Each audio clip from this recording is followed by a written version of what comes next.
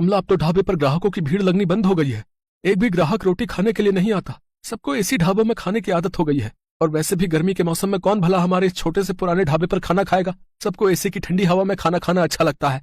पर हमारे पास तो इतने पैसे भी नहीं है कि हम बड़ा और महंगा एसी लगवा सकें। कैसे गुजारा चलेगा कमला, कुछ समझ नहीं आ रहा है। इसी बात को लेकर तो मुझे भी चिंता हो रही है। ग्राहक नहीं आते तो खाना भी रोजाना का खराब हो रहा है। हमारा तो बहुत नुकसान हो जाएगा। अब तो थोड़े से ही पैसे बचे हैं जिनसे सिर्फ एक दाल और रोटी बना सकते हैं। उसके अलावा हम कुछ नहीं बना सकते। किशन भाई, गर्मी में यहाँ बैठकर खाना बहुत मुश्किल है। आज तो मैं गलती से बैठ गया, नहीं तो अब तो मैं एसी वाले ठंडे ढाबे में ही खाना खाऊंगा। वहाँ थोड़े पैसे ज्यादा होते हैं पर आराम से खाना तो खा लेते हैं। लाओ, कितने पैसे हो गए? 50 रुपए। ये लो, और इस ढाबे का कुछ करो और साथ में एसी ढाबा करो इसे, नहीं तो कोई खाना खाने नहीं आएगा। दिन पर दिन किशन और कमला परेशान रहने लगे। अब तो इक्का दुक्का ही ग्राहक उनके ढाबे पर आता। इस कारण किशन ने सिर्फ एक दाल और रोटी बनानी शुरू कर दी, क्योंकि बाकी चीजें अगर वो बनाए तो ग्राहक नहीं आए तो खराब हो जाएंगी और फिर पैसे भी तो चाहिए। इसी कारण वो जैसे तैसे अपना ढाबा थोड़ा बहुत चला रहा था। कमला, आज बस 250 रुपए की कमाई हुई है। अब तो कोई रास्ता ही नजर नहीं आ रहा है। मुझे लगता है हमें अपना ढाबा बंद करना होगा। किशन के ढाबे के सामने एक बहुत बड़ा ढाबा था। वहाँ ग्राहकों की भीड़ लगी रहती थी, क्योंकि इस साल ही वहाँ के मालिक रघु ने बहुत ही बढ़िया मरम्मत करवा कर ढाबे में एसी लगवा दिया था। क्या बात है किशन, आज भी तेरे ढाबे पर कोई नहीं आया? एक काम कर, ढाबे पर ताला लगा दे। अब तेरा ढाबा नहीं चलने वाला। इतनी भारी गर्मी में एसी के बिना कोई खाना खाने नहीं आएगा। और तेरे पास इतने पैसे नहीं है कि तू मेरी तरह इतना महंगा एसी लगवा सके। और मैंने एक नहीं 2-2 एसी लगवाए हैं, तब जाकर अच्छी कमाई हुई है। किशन और कमला ने सोच लिया था कि अब इस ढाबे को बंद कर देंगे। थोड़ा बहुत राशन रखा था, जिससे उन्होंने आज का ढाबे का खाना बना लिया था। कमला, ये दाल और रोटी जो बनाई है बस आज की बेच लेते हैं, कल से ताला लगा ही देंगे। कोई फायदा दिखाई नहीं दे रहा है। हाँ, मैंने जो दाल बची थी वो बना दी है, और थोड़ी बहुत तंदूर की रोटियां भी। उस दिन पूरा दिन कोई भी ग्राहक नहीं आता। दाल और तंदूर की रोटियां ऐसी ही रखी थी। कमला, मुझे लगता है अब कोई नहीं आएगा।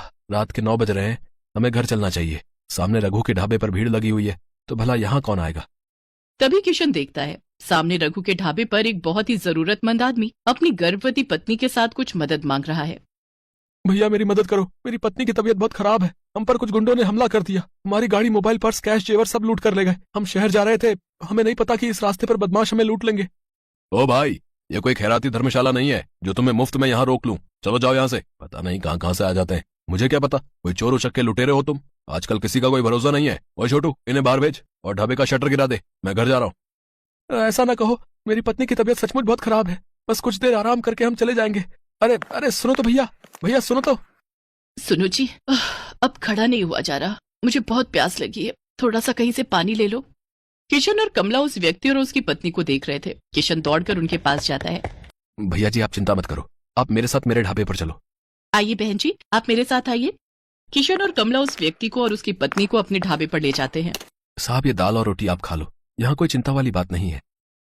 पता नहीं, हम तो पहली बार इस रास्ते से गुजर रहे थे। जंगल का रास्ता था और पता ही नहीं चला कि कब इन बदमाशों ने हमारी गाड़ी को रोक लिया। किसी तरह से उनसे रहम की भीख मांगकर मैं अपनी पत्नी को सुरक्षित बचा कर लाया। मुझे धन दौलत की कोई कमी नहीं है। बस मैं तो कुछ देर आराम करने के लिए वहाँ सामने के ढाबे से मदद मांग रहा था, पर उन्होंने तो मेरी बात पूरी सुने बिना ही मुझे मना कर दिया। मैं अगर आज कुछ देर वहाँ रुकता तो अगले दिन अपने नौकर के हाथ पैसे भिजवा देता। तुम बहुत भले हो, तुमने भी तो बिना जाने पहचाने आज हमारी मदद कर दी। अच्छा, तो तुम ये ढाबा चलाते हो? साहब, चलाता तो हूँ, पर आज मेरा इस ढाबे पर आखिरी दिन था। मैं इस ढाबे को बंद कर रहा था। शायद आपकी किस्मत में आज मेरे ढाबे की रोटी खाना लिखा था।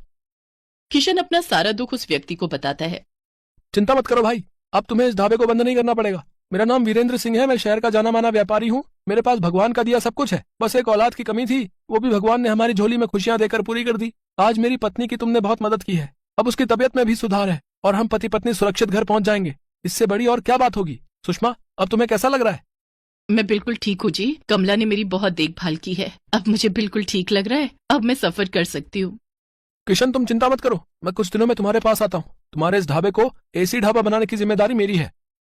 किशन और कमला की खुशी का ठिकाना नहीं था। उन्होंने किसी मजबूर की सहायता की तो भगवान ने उनकी सहायता की। कुछ दिनों बाद जब वीरेंद्र सिंह लौटता है तो उसके हाथ में एक मिठाई का डिब्बा था। उसकी पत्नी के बेटा हुआ था। बेटा होने की खुशी जानकर कमला और किशन भी बहुत खुश होते हैं। वीरेंद्र सिंह अपने खर्चे से किशन और कमला को एक बहुत ही बढ़िया और बड़ा एसी ढाबा बना कर देता है, जो फुली एयर कंडीशनर था। किशन का ढाबा किसी बड़े 5 स्टार होटल से कम नहीं था। अब तो ग्राहकों की भीड़ उस ढाबे पर आने लगी। ढाबा देखने में बहुत सुंदर था। किशन ने गांव के और भी मजबूर लोगों को अपने ढाबे में नौकरी दी। किशन का ढाबा दिन के साथ साथ रात में भी खुला रहता था ताकि हाईवे से आने जाने वाले लोगों को किसी भी बात की परेशानी न हो। गरीबों के लिए उस ढाबे पर मुफ्त खाना था। वीरेंद्र सिंह अपनी पत्नी के साथ अक्सर किशन के ढाबे पर आ जाता था। आज किशन के कारण ही वीरेंद्र सिंह का परिवार सकुशल था और वीरेंद्र सिंह ने भी किशन के लिए जो किया वो किसी बड़े उपकार से कम नहीं था।